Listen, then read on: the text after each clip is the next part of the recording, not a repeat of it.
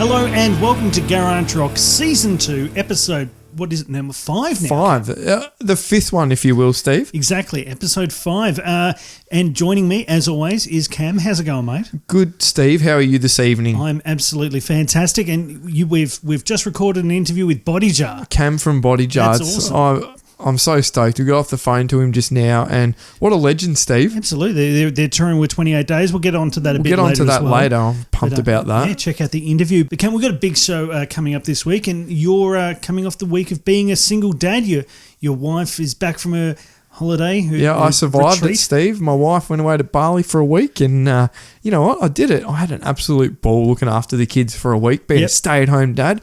I said to my wife, because I'm the main breadwinner of the family, and I said to my wife, looks like you're going to have to take the reins from now on. I've got my new job looking after the kids. So you did the picking up at the school, and you looked after them as well, cooked the meals, everything. How was it? Oh, it was awesome, man. I didn't even drink that much in the school car park. It was great. Like, all the other mums are. No, you can't say that. Maybe you need to do it for a bit longer than just a week to develop the habit, perhaps. Kids are so funny though, Steve. I was picking up the kids one day from school, and they've got this awesome oval, right? Yep. It's all artificial grass. Yep. It looks really good, like a really good job. If it rains, it just seeps through, so there's no mud. Awesome. They've got this plaque I think it's from the government, where they've given funding for the oval, and it's to commemorate the opening of the oval. Mm-hmm. And it's around some nice bushes and stuff. And I walked past it, and there's this kid standing next to it. She's just looking down at it, just sort of shaking her head, and she looks up and she goes, "Someone died here." She thought it was like a grave or something. Just to cover up the death, we built an oval on top of their grave, so no one. Someone died in the middle of school, so let's commemorate that. Exactly. Wow. And I said, "Go away, child." It was Momo. Momo. Oh man. You've got kids. Have they seen the image of Momo? They haven't. We're not allowed to talk about it either because it's too scary. Oh man, but Momo. Whoever comes up with that crap is just plain cruel. But if you haven't seen it, check it out. We won't continue along because otherwise I won't sleep tonight. Exactly. Now it's like a bird or something. Yeah, I don't know. It's weird. My ex. Now, if you want to send us new music or contact us, hit us up with our email address, garagerockpodcast@gmail.com. And where can you find us on our socials, Cam? Oh, where can't you find us? We're on Facebook and What a I don't even know what that means. That's cool. Facebook and Instagram, Steve, of course, with the handle @_GarageRock. But you all know that. We all know that. Now, we've got a lot to talk about this week. We've got to talk about music industry inquiry. We're going to talk about commercialisation. When I saw that written down, I thought it said capitalism. No. Well, we're going to turn into North Korea and not be capitalists? No, we're just going to talk about Colonel Sanders appearing at the Miami Ultra Dance Festival. It's making me hungry. Yeah. It's finger looking good, Cam. Yeah, this doesn't work on us, does it? No, definitely not. And we've got some tour announcements. And also the lineup for Splendour in the Grass has been announced. I know, announced today. How awesome is that? Exactly. So we're going to be dissecting that. And of course, our top 5 this week, top 5 British albums and the response. You sound like you're from London. Everyone loves their British music, don't they, Steve? This is probably the biggest response we've had since we did our favourite Australian albums. Yeah, everyone's passionate about it, aren't they? As soon as I was putting the rundown together, and even more were coming in. Yep. As I was doing, it's like, oh man, people love their albums. Well, speaking of British artists, Steve. Yes, we've got to have a little mention about Mick Jagger. Of course, yeah. We've got to wish him all the best for his open heart surgery coming up. The poor bloke's 75 and they've had to cancel US shows. Yes, for their upcoming tour. Yep. And he's come into a bit of trouble with his heart and he's got to have surgery. So we wish him nothing but the best from here at Garage Rock. I know that means the world. Yes, of course, Cam. And if Mick is listening, which I'm sure he is, or any of the members of the Rolling Stones, which it's bullshit, they're not listening. But if they were, we'd be sending all of our best to Mick and the rest of the band. Of course they're listening. Rolling Stones are big fans of Garage Rock. Oh, yeah. Speaking of rolling, what? I'm talking roller coasters. Oh, God. Jesus, I sent you a little video. Oh man, I want you to tell me about it. What'd you think? I was lying in bed and I got a message from Cam, and it was Billy Corgan on a roller coaster. And the video. Now, some people may have seen this, some people may not have seen this. It's starting to do the rounds on the socials. But essentially, I didn't know what I was going to be watching, so I clicked it, and it's a roller coaster, sort of heading over the edge. Yeah, from the view of if someone was in the roller coaster. Exactly, and the music to 1979 is. I can't keep a straight face while talking about. It's so fun.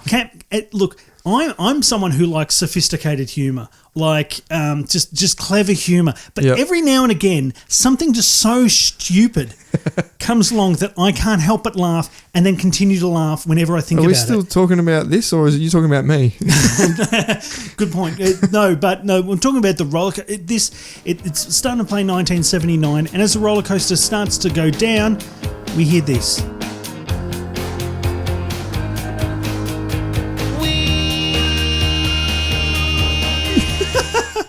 I mean, that is the stupidest thing I've ever heard. I love it. Did you know one of my friends showed me yesterday was that someone did a reply to that, and it's Freddie Mercury doing "We Are the Champions." We are the champions. Wow! I mean, I sent that link when you sent it to me. I sent it on to Lex, who used to be on our show and did our Falls Festival thing, and he started laughing as well and said, "Who would even think to do that? Of it? Yeah. Why would you do that?" He just said, "Why would you do that?" whilst laughing. So it's a good bit of fun. Makes us laugh. If you get a chance, have a look at the video as well. It makes it even funnier. Of course, we'll put a link to it on our Facebook page as well. Let's do it. Now, Cam, we do need to talk about an Australian music industry inquiry that's recently come through. Yes, a bit of news of this. Now, the House of Representatives Standing Committee on Communications and the Arts. It's a mouthful. Imagine putting that on your bloody business card. This is what I do. It's like a business A4 page. What a card. Well, they presented their report on the Australian music industry this week, and the committee has made 16 recommendations to ensure the future growth and sustainability of the Australian music industry. Interesting and intriguing. Yes. Now, we're not going to go through all 16 points or recommendations because that'll just take forever. That'd be the whole show. We don't want to waste the whole show on this. We wouldn't want to ruin what's been a good podcast. Exactly, Cam. So now some of the points, they are investigating in supporting artists to tour in Australia, both in major cities and regional areas, which is awesome. That means more tours and festival appearances from international acts and more tours into the regional areas. So putting money into that, which is great. And also encouraging states and territories to improve access to music education for public primary and secondary school students. Hell yeah, could not agree more with that. That is money for schools to improve music programs and the funding for instruments. I mean, you as a drummer, how much of that development did you learn through school? Oh, heaps, mate.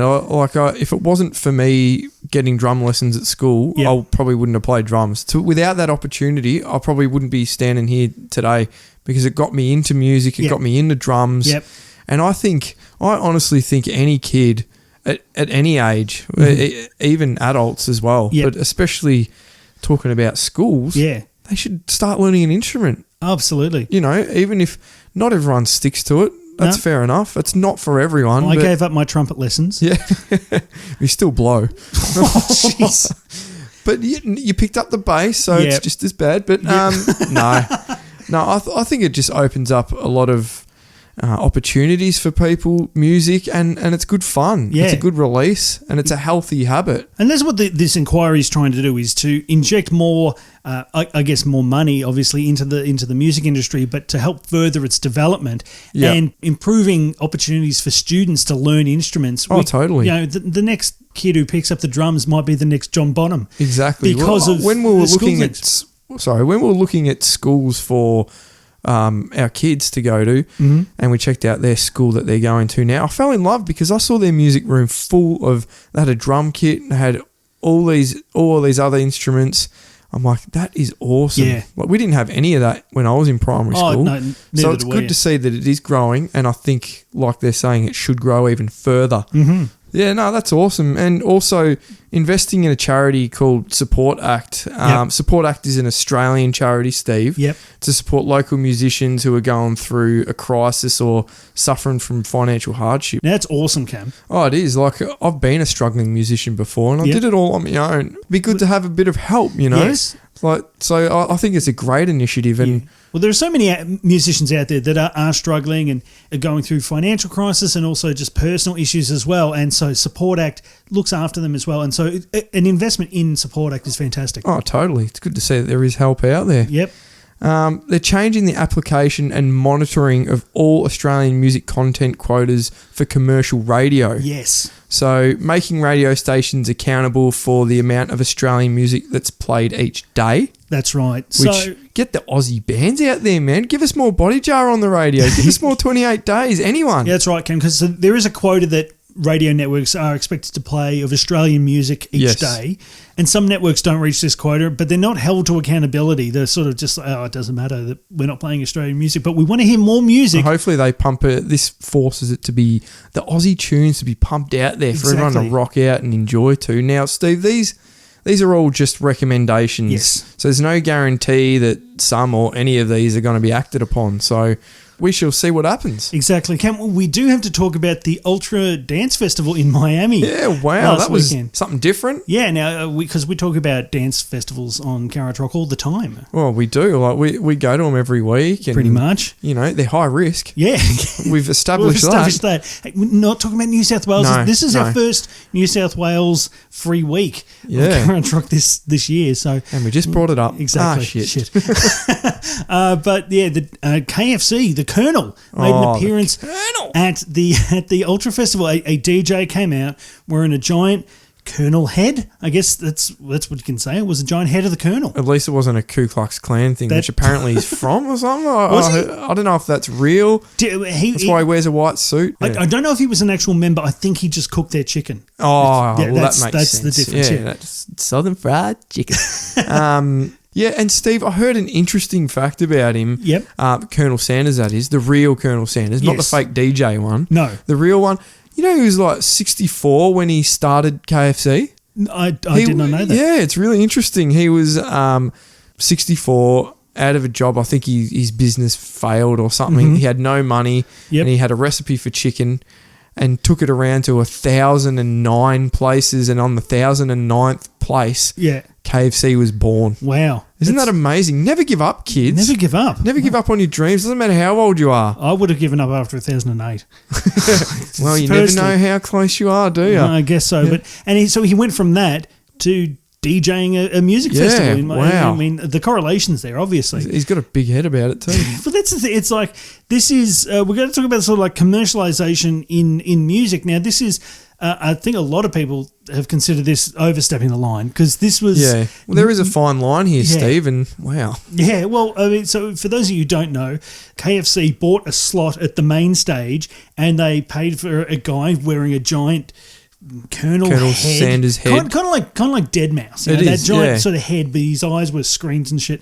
And there was like, this is the main stage, where screens all behind it, an animated Colonel head flashing up on down to the beat, and then the words, as soon as the beat dropped, the words "finger licking good" just spread all across the back of the screen, and the crowd could not give a shit. Everyone was stood interested there watching, but no one's head was bopping, no one was bouncing up and down, no one really looked like they were having a good time. Cringeworthy, Cam. It was very cringeworthy. So it makes you think, I hope it was worth it, KFC. I think it's got. I mean, we're talking about it now. Yeah, so I mean, true. maybe that's what they were expecting. But welcome to Garage Rock, proudly sponsored by KFC. Now, thank you very much. But, I wish. Yeah, actually, if anyone from KFC is listening, garagerockpodcast@gmail.com. But I just want to say thank you to KFC for all the hangover days that you've got me through. I thank you so much for that. Yeah, a 3-piece feed, nothing wrong with that. But this was taking it too far. I think my favourite moment from DJ Colonel's set was probably when he said, "These tracks are finger licking banging." I mean, it's quite corny, actually, isn't it? You're not talking to the right audience, are you? No. What's next, Steve? Are they going to get a Ronald McDonald bloody Foo Fighters cover band or something? They're going to have Grimace on bass and Birdie on drums or something? Oh, that would What's next? I would actually, no, I would not like that. One of the first big day outs I went to, they had Friends of Ron played, and they had Ronald McDonald come out on stage. Yeah. And he was throwing hamburgers at everyone out in the crowd. He's like, "Hi, kids, I'm Ronald McDonald." And then another fake Russell Crowe came up on stage and smashed his guitar over Ronald McDonald's head. Jesus. Was brilliant. See, that is product placement. Yes. But it wasn't. That's how it should be done. I don't know. Did McDonald's pay Friends All Wrong for that? I doubt that very much. Highly doubt that. No, one of their album covers is a is McDonald's. Yeah, fucked up McDonald's. But anyway, that's another let's story. Moving on. Now, do we see any benefits in commercialization? Because the one there's thing a place, Steve, and there's a time and a place and a tasteful way of doing it. I don't think this is it. Yeah. When I think of music festivals, and because let's face it, they need to make money. It costs a shitload of money to There's a run lot of music overheads festivals. and undergrounds. Exactly. But the amount of money that comes in through advertisers, if that wasn't there, would go into the cost of the ticket. Yeah, totally. The people who were paying money would be paying a lot more money. Exactly. And if Facebook's taught us anything, if you're not paying for the product, you are the product. Exactly. Write that down, Steve. Write that down. Hashtag you are the product. But at the same time, I remember going to the big day out. They used to have the Converse stage. Yeah. And so like Converse sneakers are sponsoring a stage. That's, I'd say, tasteful. It's tasteful. It's everyone relatable. And I was talking about one of the main. She used to order all the stock for Converse in Australia. Yep. And the best thing about Converse is that it spreads across so many different genres, so many different demographics. Yep. So it works there, especially in the music industry. Yeah. Because cons are always cool because they're not cool. Yeah. So that works. Yep. But KFC, maybe a little bit different for having their own act. Well, that's it. It's an act. Like if Converse had the Converse, like, I don't know, a giant shoe came out and did a set, people would be like, what the fuck is this going? This is stupid. But having a Budweiser stage at a festival would make sense. Having the KFC stage, I don't think so, because it's not the right demographic. Really, it's more of a mainstream sort of thing. Unless it was the old showgrounds where they actually had a KFC there. Yeah. And do you remember that? The Pie in the Sky used to be a KFC. Did it? Yeah. I did not know that. Except they used to get you, Steve. Yep. You weren't allowed to buy meals. What? You'd have to buy everything separately, so it was like 10 times the cost. Jesus. Now they got their own stage. They're ruining everything. Now they've got their own DJ. Yeah. But the thing is, I think that if it's done tastefully, because if we use the example of KFC again, and we talk about selling out. Yes. Because this has happened a few times. It was a couple of years ago, Xavier Rudd, he protested against KFC, and then one of his songs was used in a KFC commercial. So we'd be calling that a sellout? Oh, I would happen to agree. I understand why. I mean, I probably would do the same thing. Yep. I'm not going to shy away from that. Same with Good Charlotte. They protested about the cruelty of their chicken and things like that. Years later, they're in a KFC ad. It's the same thing. They would have received a lot of money for that. Oh, yeah. So, I mean, and I'm not saying, I probably would do the same, Steve. Yeah. To me, I don't think... That is the biggest sellout I can ever think of, to be honest. To going from protesting a thing to actually physically being in their commercial, selling their product. Yeah. You know what? It's all right now because they're paying me. Exactly. But I read an article a couple of years ago, because there's the Isuzu commercials with Kingswood's cover of Go Your Own Way by Fleetwood Mac. Yep. And that's been used for a couple of years now. And even the tagline for Isuzu is Go Your Own Way. Exactly. But, see, it's tastefully done. It works. Exactly. And I was reading this article, and this guy was just like slagging Kingswood off, like, oh, what a bunch of sellouts. They're doing a Fleetwood Mac cover to sell cars. It's like, working in the music industry is very hard, and you've got to be able to make money wherever you can. And of course. And if you're approached to play a song or have one of your songs used in a commercial, even if you're doing a cover, to have that song used in a commercial, that money can go towards you recording your next album. Oh, totally. It's not like they've protested against Isuzu in the past. Yeah, totally. Exactly. And it makes sense as well. At that time, they were supporting Fleetwood Mac when they were coming to Australia. It's not Fleetwood Mac. It's Isuzu's slogan. Yep. So it works. Yeah. So, and it's understandable. And like you said, they never protested against Isuzu. Yeah. So it just works. It's funny because I remember there was a few years ago, many years ago, Apple released their iPod when they were doing the announcement for one of their iPods. The old school ones with a circle. Yeah. Know the ones. Yep. they had U2 come out on stage, and they released a limited edition U2 one, which was black and it had a red circle, and it was branded. And you could by the only band. play their songs on it. Well, no, you couldn't. It came preloaded with their songs, like every song they've ever written. But you as a U2 fan would go and buy that. You don't have to buy it if you're not a fan. Yeah, of course. And that's the thing. So I see that product placement as okay. It's a branded thing. However, years later, Apple released their new iPhone, and everyone's phone gets preloaded with the new U2 album. Yeah, I hated that. That is too far. I was against that. That's pushing it in your face. That's I didn't like that, but you know where I stand with that. Yeah, I don't like it. Well, I at the time I thought, because I'm a U2 fan, I was like, this is cool. I was like, I get a free U2 album and it's straight on my phone. And then hearing other people saying, well, no, I don't want it. And then I was like, actually, yeah, I mean, I do, but not everyone else would want it. No, that's it.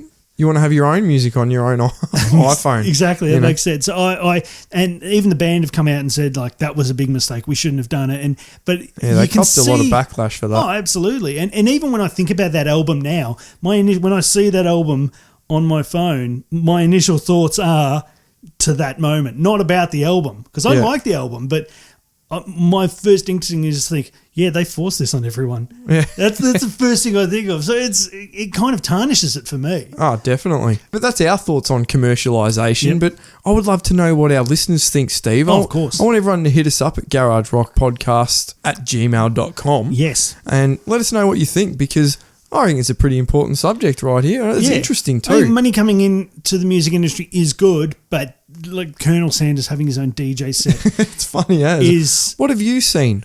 What have you guys seen? What have you seen out there that you think has crossed the line, has made it too far? Yeah, I want to know. Exactly. Let us know. But now, talking about music festivals, and this is arguably one of the biggest festivals in Australia. Oh, this is a big one in Australia, Steve. I can tell you that. Splendour in the Grass lineup has been announced for 2019. This is a big one, Cam. Oh, it's massive. Exactly. So we're going to run through the lineup now. The festival will be running from July 19 to 21 at the North Bar and Parklands in New South Wales, and tickets go on sale from 9 a.m. on Thursday, April 11 at splendorinthegrass.com. But the lineup, Cam. Oh, the lineup's freaking huge, isn't it? So we're going to rattle off the main headliners and then some of the rock acts. We're talking about Chance the Rapper, Tame Impala, Childish Gambino, Czar, Foals, Catfish and the Bottlemen, The Streets, Courtney Barnett, Matt Corby, Wolf Alice, Friendly Fires, The Rubens, Pond, The Teskey Brothers, Wolf Mother, Last Dinosaurs, Trophy Eyes, Your Mate Slowly Slowly. Yes, the Slowly, boys. Slowly, exactly. And two of our favourite band names, I think that we've mentioned several times on the show, Tropical Fuckstorm and Psychedelic Porn Crumpets. Oh, I love those names. As well as many other, Cam. And so this is going to be a huge event. Such a great broad lineup there as well, isn't there? So many different genres and... Oh, yeah. That's going to be a crazy crowd. I would love to see that crowd. We should go. We should definitely go. Your shout. Jeez, all right. Of course. Now we've interviewed Slowly Slowly and Psychedelic Porn Crumpets on the show as well, so you can check out the interviews as well. So that's pretty cool. Yeah, you interviewed a few years ago Foals, Steve. Am I right? Yeah, that was an interesting one. Whenever I see Foals or I hear the music, I'm reminded of, I sound like a wanker for saying this, but I'm reminded of doing the interview. Not because of the interview, but because of this woman who was with me at the time. We were at Falls Festival and I was getting ready to interview Foals, and this woman came up to me and she said, all right, 5 minutes until your Foals interview. I'm like, okay, cool. And there was this chick next to me who was backstage. She was in the media area, but she wasn't media. She just knew someone and she was just backstage. There's always one. There's always one. And she said, oh, man, I would love to interview Foals. I'm so jealous, blah, blah, blah. And I'm like, oh, okay. Yeah. And she's just like, oh, I could never do interviews. It's just so nerve-wracking. And she's like, except for that one time I interviewed the Hives when I was drunk. I'm like, what? I would love to interview the Hives. And she's like, so what happened? She was at this festival with her friend, and her friend had too much drink and she passed out. And so she was drunk. She took the reins. And they're like, oh, well, you got to do your interview with the Hives now. And she's like, oh, shit, my friend's passed out. I'll do it. And she's never interviewed anyone. So she's gone backstage and she's there with the lead singer of the Hives. And he's like, how's it going? And she's like, oh, okay, cool. I just got to wiki you to find out who you are. And so she's standing next to him and she's gone onto Wikipedia to type in who it's the the Hives Hives, are. man. And he's standing there and he's like, oh, so what have they written? What's there about us? And so the two of them are going through Wikipedia to find out information Anything on you the Hives. particularly want to talk about yourself? Exactly. So she'd never done an interview in her life, except for the time she was drunk and she interviewed the Hives. Oh, man, and looked that's them crazy. up on Wikipedia with the band. With the band. With the band. So Just got to look you up. yeah. So I whenever I see Foals, I always remember that woman just saying, oh, I'd love to interview them, but I've interviewed the Hives when I was drunk. So I don't know, that's cool. But our tour announcements, Cam, let's go. Yes, tour announcements, Steve. We just did an awesome interview with Cam from Body Jar. Yes. Because Body Jar in 28 Days are doing a tour together Yes. around Aussie land. So awesome. you got to take your hat off to Aussie punk legends Body Jar in 28 Days, Steve. They've announced they're teaming up together throughout May, June and July. Yep. Now, I've had the pleasure of coming in contact with these guys a few times over the years, been in interviews and also seeing them play all over the place. I've seen both Body Jar and 28 Days heaps of times, and they never disappoint, Steve. They're just such an awesome, both rocking bands. Yeah. Like, actually, Jay from 28 Days worked at my wedding. That's right, yeah, he did. Yeah, he served me a lot of vodka on the house too. Absolute legend. Brilliant. I said, oh my God, you're Jay from 28 Days. He's like, yeah. I'm like, oh, that's so awesome you're here. I'm like, can you get up and do a freestyle later or something like that for me? He's like, no, man, I can't do that. Not on your wedding. No. I'm like, that would make my wedding. He's like, what do you drink? I'll get you a drink. I'm like, all right, that'll do. So he shut me up with that. Just shut the crazy fan up with alcohol. Yeah, that always works. Body Jar in 28 Days are going to be playing 13 shows around the country, and we're going to go see them. Are you? Oh, well. You totally Were should. you asking me, or you were asking the listeners? Well, we're going to see them. Oh, yeah. I want to know if you are, in the listeners. Yeah. I thought you and your schizophrenic mate were going. Yeah. Oh no, the things that are going around in this head, I can not even I can explain. Wow. Tickets are on sale now, and you got to head to bodyjar.com.au for all the dates and to buy tickets. Highly recommend y'all go. Y'all. All this KFC's got to me. I'm talking like an American. Yeah, well, another awesome tour, and this is awesome as well. We saw these guys earlier at Unify Gathering a few months ago. Yeah, maybe that sparked them to do this Possibly. tour. I hope so. Well, Perth Rockers Carnival have announced the Praxis Tour. I hope they've had plenty of praxis. Jesus, that is legitimately terrible.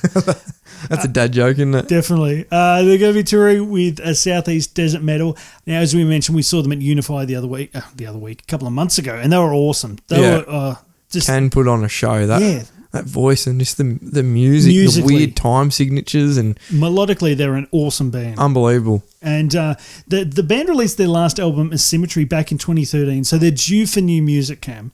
Yeah, but I think there's a good chance we might hear some new tracks on the tour. Possibly. So. I don't know. I'm just throwing it out there. Now, they'll be playing 12 shows on the Praxis Tour across Australia this May and June. Tickets are on sale now. Head to carnival.com for all the dates and to buy tickets. Yes, and guess what, Steve? We've got another tour announcement, and it's a band that we saw recently too at Download, where I saw the craziest circle pit I've ever seen. I'm talking about Thy Art Is Murder. Yes. I saw them do their crazy circle pit around the sound tent. Absolutely awesome. You can see videos of it on the internet. It's great. They're an Aussie metal band, Steve. Thy Art Is Murder, and they've just announced their Live or Live. I'm not 100% sure what it is because I haven't heard them say it. Yeah. Live or Live in the Crosshairs Tour. Yep. Which is the band's first headline show in Australia since 2018. Yep. So you can check them out. They're going to be playing in Brisbane, Sydney and Melbourne this July. So tickets for their Live or Live in the Crosshairs Tour go on sale Wednesday, April 3rd. So make sure y'all getting quick. Yeah. Y'all and KFC. For all the dates and to buy tickets, head to thyartismurder.net. Net. And now, Cam, do you want to throw to the sting or shall I throw to the sting? Well, let's just throw to it. It's time for... Top 5!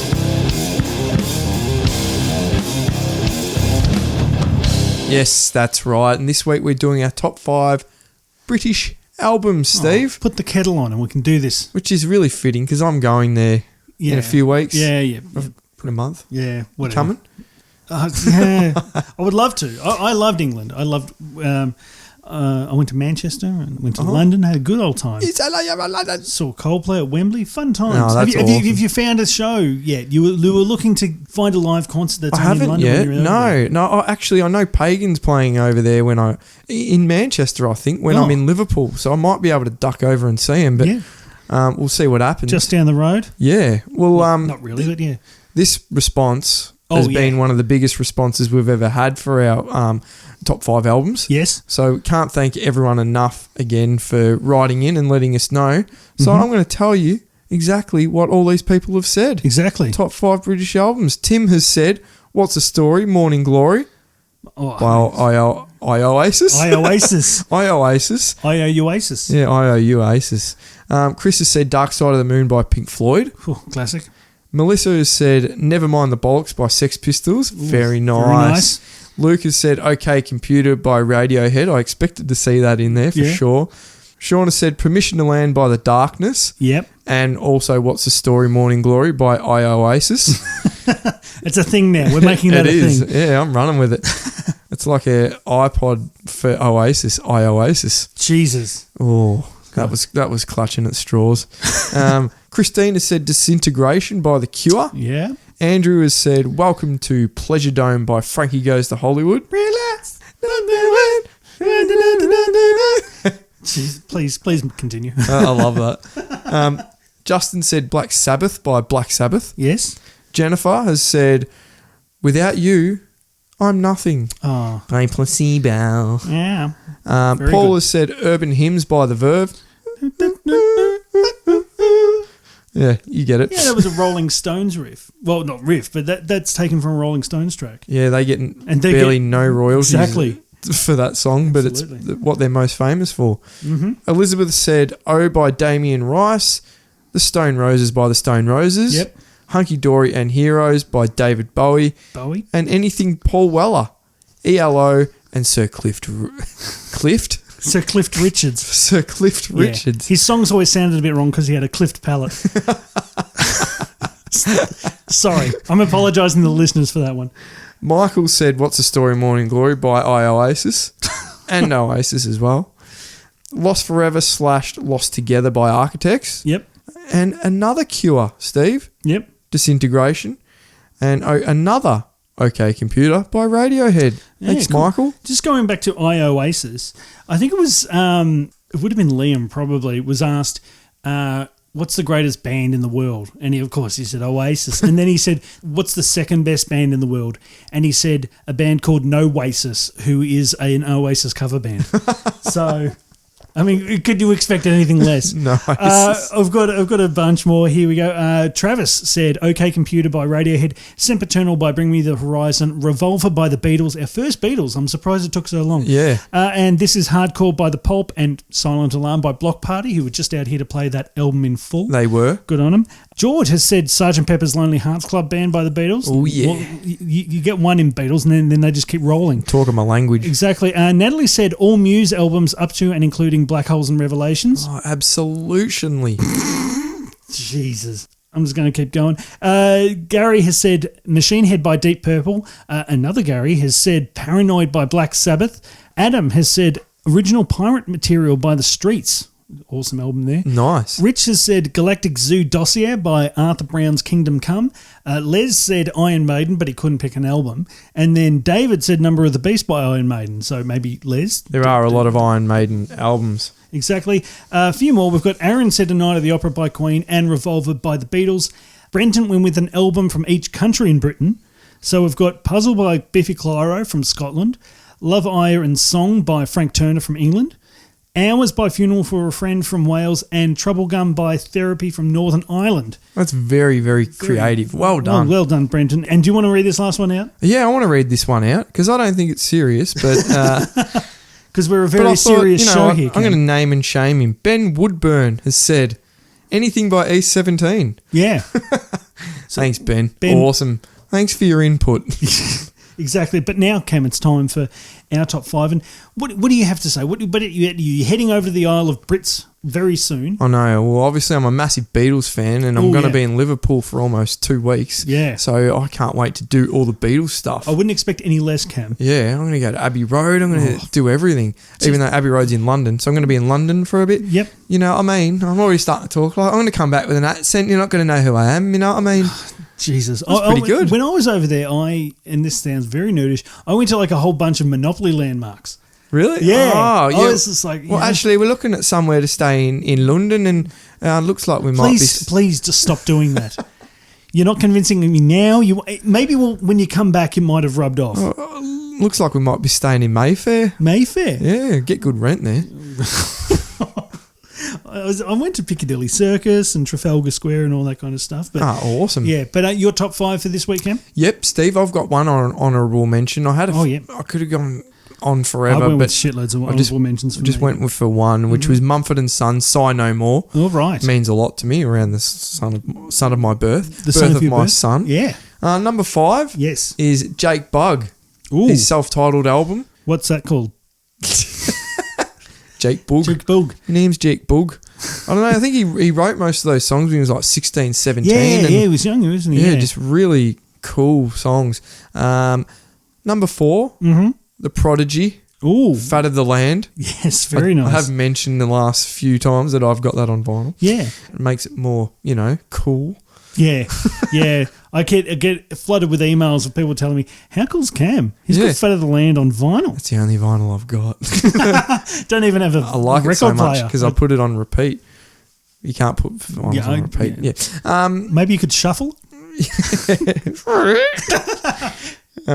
Number 3. Yes. Absolution by Muse. Oh, very nice. Because, well, that was a game changer for me, that album. Like it was for many people. Yes. Number 2, and this was very hard for me to choose number 1 or number 2. Yeah. But number 2, Abbey Road by the Beatles. Yes. Just because it had a huge impact on me early on in my music career and just getting into music. Was there any track in particular, any standouts on that album for you? I know we've spoken about it heaps of times, but Come Together. Yeah, yep. Just the drums. We've been through this before. Yep. Just the sound, like just stripped back and unbelievable. Yeah, it's like spine tingling. Ooh. Anyway, number 1. Yes. Sgt. Pepper's Lonely Hearts Club Band by the Beatles. I couldn't wondering. not put that in there. I don't know. There's so many good Beatles songs. There's so many good Beatles albums. Yep. But if we're going to talk about albums and the one that has the most, really songs that just fucking grab you, Steve. Yes. That just fucking grab you by the balls. Ooh. And I feel like they were really free when they wrote this album. Like even though they were buggered. Yeah. Absolutely buggered, but they were just free and did this album, and I think it's just really groundbreaking for music. Yeah, no, it's a classic, Cam. Yep, it was 20 in the golden day. Anyway, Steve, what's your top 5 British albums? Well, I have quite a few honourable mentions, so I'm just going to rattle them off. Now, this is your top 5 favourite albums. So these aren't, because when you think of fantastic albums like the Beatles, you could have all of these albums could be Beatles. I know. I contemplated having just Beatles albums. Exactly, but these are favourites, and I actually don't have a Beatles album in my top 5. But my honourable mentions: Hold on, Sgt. Pepper's Lonely Hearts Club Band. Oh yes. Black Holes and Revelations by Muse. Yep. Dark Side of the Moon by Pink Floyd. Rush of Blood to the Head by Coldplay. Permission to Land by The Darkness. And as much as I hate to say this, Start Something by Lost Prophets. Oh, Steve, I'm going to spew. You can't mention the band that we don't mention. This is what I really love the album. I think it's an awesome album, but there's that thing in the background, and you just got to sort of bloody. Anyway, moving on. What's your number 5? Number 5 is 4. Five is 4. Oh, 5 is 4. 5 is 4. Yeah. 4. Who does 4? Or IV in Roman numerals by Led Zeppelin. Ah, of course. So we're talking Stairway to Heaven, Black Dog, Rock and Roll. Yeah, classic. When the John Levee Breaks. Bonham, man. Awesome album. So I had to put it in there. Number 4. Yeah. This is a relatively recent album. Royal Blood self-titled album. Oh, yeah, you love your Royal Blood, don't you? I do love my Royal Blood. And this first album is an absolute cracker. Every track on it's awesome. So that got in there at number 4. Yeah, good work. Because they're far superior than the Beatles. Number 3 is 16 Stone by Bush. Bush, of course. Glycerine, Come Down, Machine Head. Like, this is just a really good album. Just the first time I heard it, I was like, this is amazing. And I just absolutely loved it. Now, number 1 and number 2, I was tossing up between the two as well. And I was a bit, which way do I go? But number 2, Absolution by Muse. Oh, we had one of the same. Yeah, well, there we go. It's twinsies. Hold on, you stole it from me. Stole it from me, exactly. But yeah, no, it's just a cracking album. And it is, isn't it? It's a game changer. It is. But number 1, and also the fact that there were so many awesome songs that were left off this album. Some of the B-sides on this record are just amazing as well. And that is What's the Story, Morning Glory by Oasis or No Oasis or Oasis. Good choice. Just, obviously very popular choice. Yeah. It's for everyone, yeah. I mean, there's the movie Goal, which is about a footballer playing football. Yep. And there's a helicopter sort of flying over the top of the ground in Newcastle. And, then the song, dun, dun, dun, dun, as they're sort of walking out, Morning Glory kicks off. And it's like, bloody goosebumps on the arms as it happened. I was like, oh, this is awesome. Film was shit, but the song is awesome and it just kicks off anyway. Packs a punch, doesn't it, Steve? Absolutely. So that's our top 5. So what are we talking about for top 5 next week, Cam? Top 5 next week. This is a great one, Steve. We spoke about Mick Jagger just before. Yes. Getting open heart surgery. Yep. We want to know, what's your favourite Rolling Stones songs? Yes. There's a hell of a lot of them out there. A lot of them. Just like there's a lot of Beatles songs out there. We're going Rolling Stones this week. So please write in, what's your favourite Rolling Stones song in support of Mick Jagger? Yeah, exactly. So garagerockpodcast@gmail.com, or also Facebook and Instagram. We'll put it up there and we'll read it out on the show next week. 100%. Now, Steve. Yes. It's time for a new music segment. Oh, well, I mean, this is everyone's favourite part of the show, Ken. It is. Now, everyone, grab a glass of red wine. Yeah, grab a chair. Grab a chair, sit back, even go on the couch, have a pillow, because these songs are quite chilled out this week, which is good. We're for laid back. There's no screaming this week. No, I love a nice laid back session, don't I, Steve? Oh, yes. Now, first up is San Francisco by Famous Will. Yes. Melbourne-based folk rock group Famous Will have released their single San Francisco. San Francisco. Taken from their upcoming debut album, which will be released on April 5th, before the tour kicking off on April 11th. Yeah. The band was formed in 2014, and since then they've released a number of singles as well as touring throughout Australia and New Zealand. Yep. So they've been busy little bees. Let's check out San Francisco by Famous Will. Semaphore was always just a pastime. I took a ride to be more.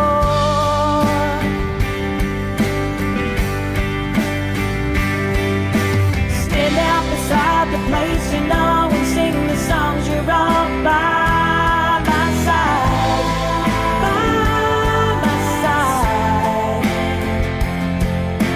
Stand out beside the place you know and sing the songs you're all by my side, by my side. That was San Francisco by Famous Will. Our next track, Cam, is Freak Inside by Melbourne singer-songwriter Alifa. Now, she dropped her debut single Minds on Fire last year, and Freak Inside's a good follow-up track to that. There's a lot of soul in this track, and it's good to hear from a young artist that there's really strong vocal performance in the song as well. So she's a young up-and-comer, and I'm interested to see what's come in the future. But right now, this is Freak Inside by Alifa.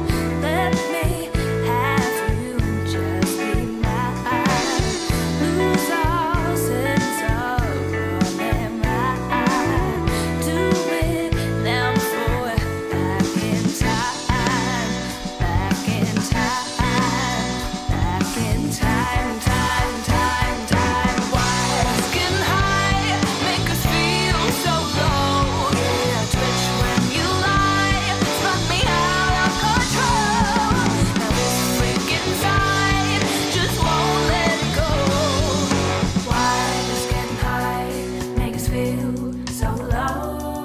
that was Freak Inside by Alifa. Up next, we've got Welcome to Your First Heartache. We all remember our own first heartache, don't we, Steve? Going through one right now, Cam. By Chris Shiflett. Am I? No, I'm not. Yeah, Chris Shiflett. Yeah. Welcome to Your First Heartache is the lead single from Chris Shiflett's new record, Hard Lessons, which is due out on June 14th. Yep. Chris is probably best known for being lead guitarist of the Foo Fighters. Yep. And as well as No Use for a Name and Me First and the Gimme Gimmes. Yes. Now that is a busy little bee. Very much so. Welcome to Your First Heartache is kind of a country rock track, Steve. Mm-hmm. And it's more in line with his other solo work. I reckon it's pretty cool. I'd definitely love to sit back and watch this at a winery or something like that, you know. Watch this at a winery? You know, watch him play, you know, like at a day on the green or something like that. It'd be awesome. Awesome. So this is Welcome to Your First Heartache by Chris Shiflett.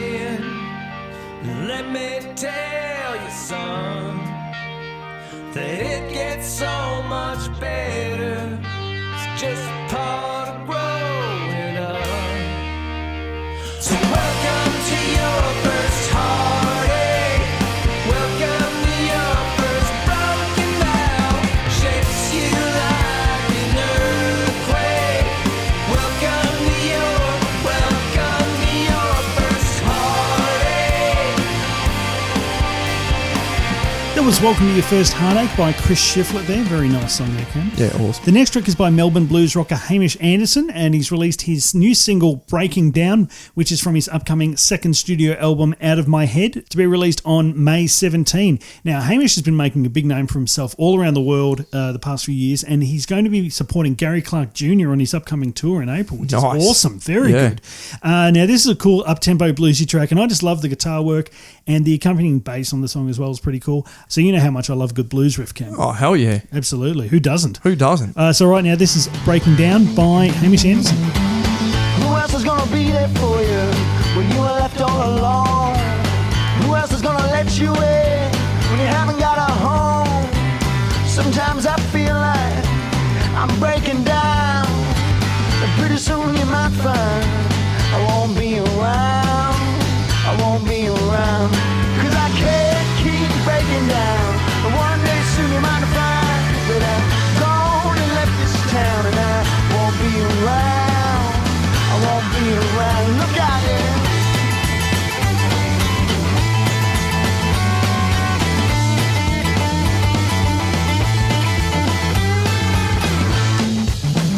That was Breaking Down by Hamish Anderson. Up next, we've got Stormy Weather by Forces and Fury. Yes. Forces and Fury is the new project of Astrid Holes and Kat Ayala from Sydney band Racket. Yep. And geez, they make a nice soothing racket, don't they, Steve? Astrid and Kat have both wanted to branch out with their own experiment with electronica and rock music. Yep. Which led to the creation of Forces and Fury. Yeah. Stormy Weather is a pretty dark track that focuses on more sort of vocal melodies rather than pop punk sounds that Racket were better known for. Yeah. So let's check out Stormy Weather by Forces and Fury.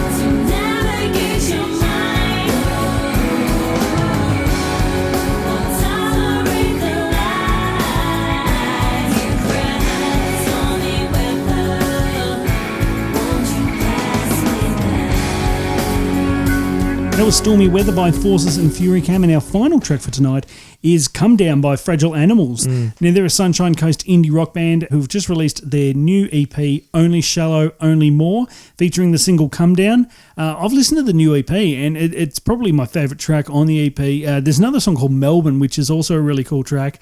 I love the dreamy, layered vocals throughout Come Down, and also the use of guitar and effects throughout the song is also pretty cool. Fragile Animals will be playing a number of shows in Queensland and New South Wales this May. So right now, let's listen to Come Down by Fragile Animals. Let's do it.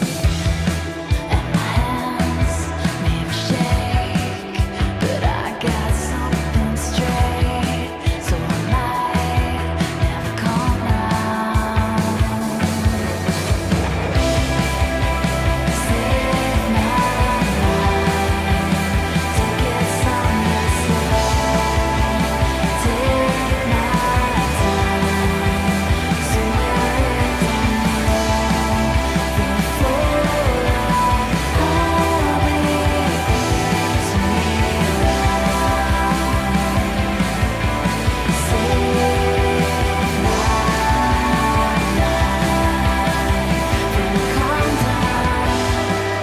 That was Come Down by Fragile Animals, and that also brings us to the end of this episode, Steve, It does. unfortunately. It does. So thank you so much for everyone that wrote in. Yes, Again, absolutely. really, really grateful for that. And thanks for listening, guys. Yeah, don't forget next week your top 5 Rolling Stones Rolling songs. I wanna Stones. know what Rolling Stones tracks you're into.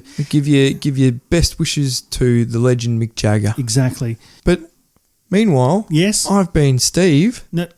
No, again, You're- you you're- do this all the time. Oh, sorry, you've been Cam, No, again, you've been Cam. and I've been Steve. Oh, Jesus. Goodbye, everyone. Bye.